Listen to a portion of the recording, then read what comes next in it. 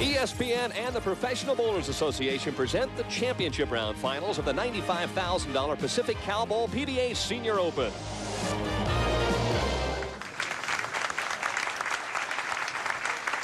Championship pair, lanes 21 and 22, and Gene Stus trying to live down what happened last week at the Showboat in Las Vegas. Well, he averaged 229 this pair again, so hopefully he's got confidence in it. Players averaged about 210, all 5 of them, that is, composite-wise. Championship round pair, Gene opens with a strike and obviously feels better about this pair. Don Gilman a little slow getting up. I asked him if he'd ever been on any kind of local telecast or anything. Nope. He says, I'm a true rookie.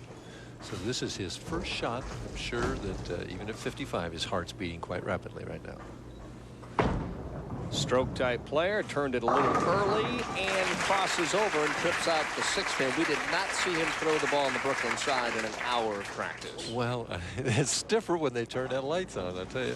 Leans over, it's a 4-step player. Kind of holds the ball like Marshall Holman. Very simple game, short backswing, nice slide.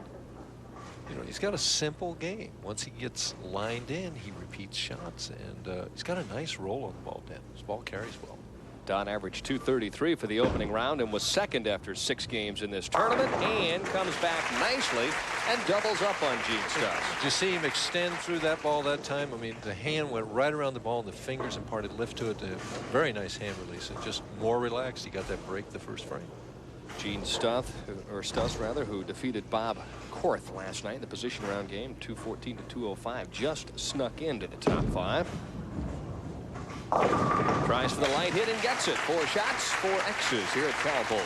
I'll tell you what, Dan, there were a lot of pins standing there for a second. They all fell down. That was really a weird hit. Watch Gene, 5-step player. Again, what we're looking for him is to see if he stays down as he lets the ball go.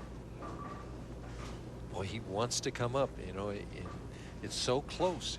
The difference between a good shot and a bad shot with him. Still favoring that tender left knee that injured a week ago. Beautiful shot by Gene Stus on the left-hand lane. Stayed down really nice with that shot all the way through. But even on his good shots, you know, he lets it go, and then it's just instinctive for him to stand straight up. Don Gilman, 55 years of age. Out here playing with the kids. Crosses over again on the right-hand lane, and this time not as fortunate. Well, last time the 3-pin tripped out the 6. This time he leaves the solid 6. And he had the right lane figured out in practice. He's just not extending through that, and that's caused by nerves and pressure right now. Hails from Oregon City, Oregon, and John Handegard told me that he's been bowling against Don for the better part of 30 years. He said he started to bowl him in Oregon events back in the early 60s. He said he's a very fine player. And if you take a look at the board, look at Gilman. Was never lower than 4th at any time during the week. Well, that's amazing. He just had a good reaction here all week long, leading the tournament after the 4th round. Quick look at the board. 5 strikes and 6 frames. Things happening quickly here at Cowbowl in Lakewood, California. And soft with the speed. The big 4 jumps up on lane 21. Soft all the time. You know, when you get a little sharp reaction at that back end, we watch it here. The ball's pretty much on line, but he's really slowed down with the speed on this one. Can't quite tell how fast it's going. The bowler track's too far away for these feeble eyes to see. Oh, there it is, at 15.6. That's getting the speed down there. Ooh, 6 out. You always want to get the 2, Dan. You need every pin that you can get. So Gene Stus, who was a victim last week, now leads by 29 as he heads into the 4th frame after starting with the first 3. Gene's ball's reacting really interestingly on the telecast. It skids, makes a hook, and then kind of rolls out right at the pins. There's the skid. Now it's moving. That one didn't roll out. Earlier, when the back ends were a little drier, the ball was kind of going straight at the pocket. That one kept finishing all the way through. So the oil is carrying down the lane, something we talked about in the tip today. All right, would you prefer to have your ball roll out in the pocket or continue to hook? I never had a trouble with my ball rolling out at the pocket, Dan. You mean it wasn't rolling by the time it got there? Many times that's true. Exactly right. back in the full roller days, perhaps. And even later. One thing is for sure, Stus is online, lined up, and targeted on 21 and 22. Had one light hit, but other than that, Gene is now 5 for 5. And poor Don Gilman, the first time he's on television, the guy's got 5 in a row at him. It reminds me when Nelson Burton beat me my first time. He had 6 in a row at me. So, well, he just tried to welcome you to the big leagues. As you mentioned, you know, Don thinks, boy, he comes out, finishes 21st, goes right up and makes a telecast. Boy, it's easy out here, but let him talk to John Hersenna, where they've averaged 240 at him for the last 8 games. That's an incredible record for him. 1 and 7 in title matches. He's got to get a little meaner or something. You know, the Yeah. big physical body. Throw a little fear into his opponents. He is a good-hearted guy. He goes out, and no matter what happens, he's going to enjoy himself. Opening match moving along quickly. Gene Stus with a 5-bagger leads by 49. So he's trying to send Don Gilman to Escondido about 5 frames early. Right. Get him on the road quickly. What a difference a week makes. Last week it was 153 in the title match. He's got that beat almost right now. He's already got let's see, 110. He's already got 120 if he doesn't throw another ball. There you go. Better shot. Turn around, must have known it. Left the soft end pin. Some of the players are having a little trouble sticking on the left part of the approach, shooting 10 pins. Tim Albin, we'll see in the next game, spent a lot of time practicing 10 pins during this hour of practice. Yeah, I think he spent 55 minutes shooting the 10 pin and the 7 pin and about 5 minutes trying to find the pocket. Of course, the first shot he threw at the pocket, he struck. So maybe he knew something that we didn't. Spare up for Gilman in the 6th, but he is down by 50 because Gene Stus has done nothing but label the pocket here at Cal Bowl in Lakewood.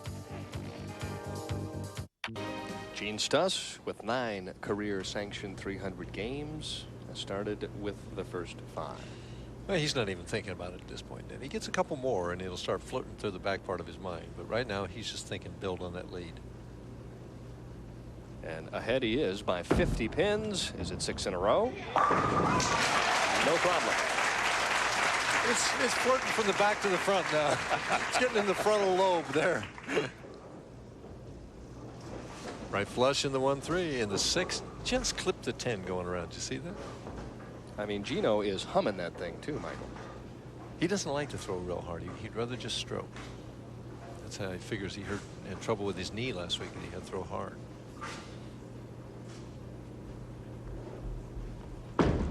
Really gave that room.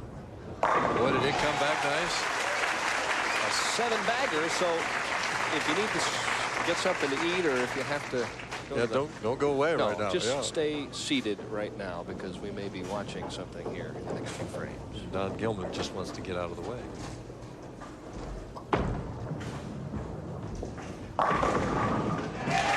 Soft tap of the 10. So a strike for Gilman. This game kind of reminds me of my first game ever in match play in 1967 in San Jose. I bowled Jim St. John, and he started with the first 11 at me. Left a fast 4-7 on the 12th ball for 298 and said, "Welcome to the PBA." Were you giving him the Durbin jinx on the 12th shot? No, I was you rooting weren't? for it. Okay. And what did you shoot? I don't remember. Wasn't enough. Definitely not enough. High, and the 3-6-10 is what's left on lane 21. Gilman pondering his first ever appearance on national television, and it's win or lose, been a great week for him. He's proved he can compete with these guys out here at 55 years of age, and there's a lot of guys like him, Dan. It's interesting because Don said that he figured it might take him a year or 2 to get to a championship round and make some finals, because he said, I need to get in there and get some experience and you know, bowling against all the legends. And here it is, the second tournament. He's on the telecast.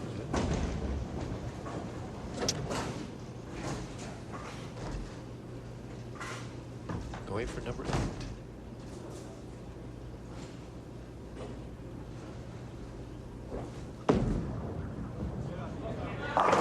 Needs some room. Stus with 8. You thought I was kidding, didn't you? Yeah. I think, though, that his favorite of the 2 lanes is the left lane. You watch the follow through here, Dan. Watch it. See, he's trying to help that thing back, and it's dry out there. So the dryness is bringing the ball back, but that really wasn't his ace shot. the left lane is hooking even more, it appears to me, and so he trusts it more on the left lane. Oh, he really broke the elbow on that one. Looking flying back. Stus with the first 9, 5 300 games in the championship round in PBA history, none by a senior.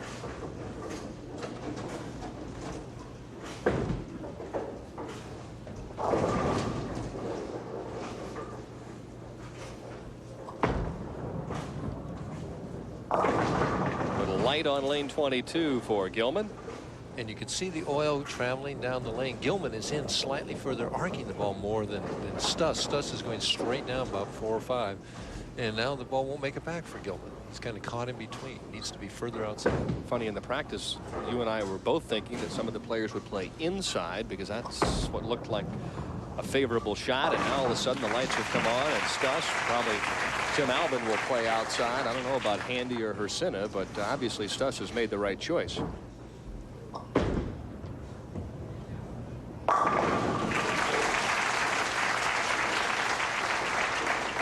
First strike in the 10th. Well, is Gene Stus, obviously he realizes he has won this game, Mike, but what else is going through his mind right now? Is he thinking about the 10,000 for 300? He's thinking more about the 300 itself. I had the first 9 one time in my career on television, you know, and all you're really thinking about when you get up in that 10th frame is making a quality shot.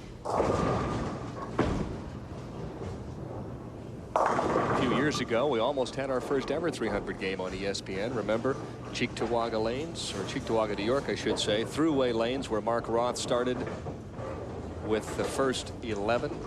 Left the 10 pin. That's right. And then we had Jim Harvey a few years ago in Tucson, who had the first 11 and left the 1, 2, 4, I believe. So well, we're going to find out shortly.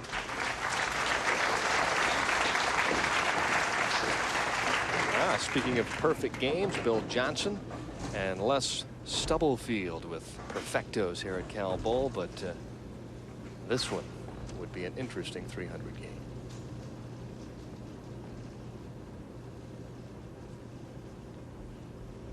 Here it comes. Ooh! He keeps hitting that light hit and just blowing him out of there. The angle of the ball coming in from that outside angle is just destroying the 5-pin. Trying to relax a little bit, do you think, at this point in time? He's trying to keep the adrenaline under control, the heart rate under control, and again, just make the shot. That's what he's thinking in his mind. Make one more good shot right here.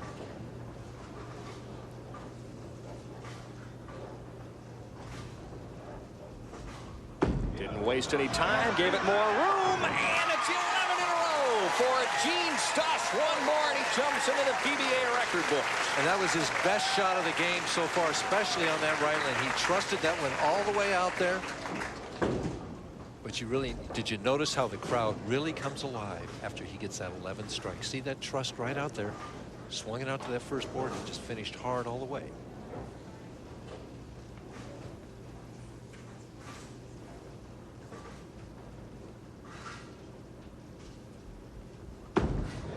Crowd rooting it on, got it inside! 300 for Gene Stus!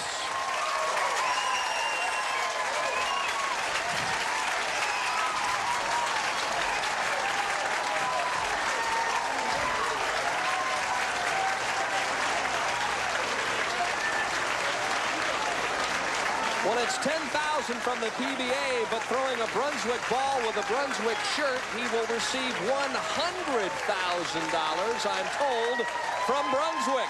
Gene Stus has created PBA history on the senior tour.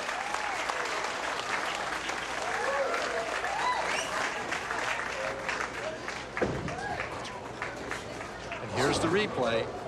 Boy, just perfect. Absolutely. Look at the eyes.